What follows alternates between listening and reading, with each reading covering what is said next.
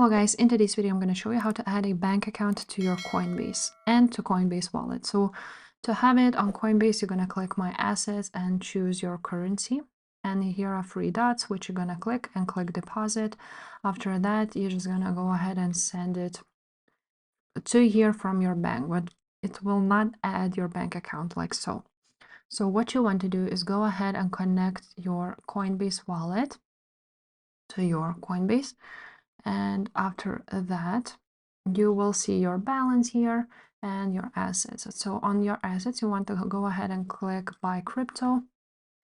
From here, you're going to choose what you want to buy. And now you're going to click Continue to Coinbase. After that, this will open up. And you're going to choose the coin which you want to go ahead and buy. So I'm just going to choose USDC for now. After that, as you can see, there's no payment methods. So you want to click on this and click Add a debit card.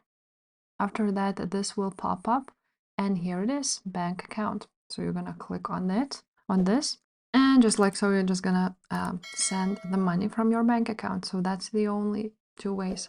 If this video was helpful, make sure to subscribe and I will see you next time. Bye.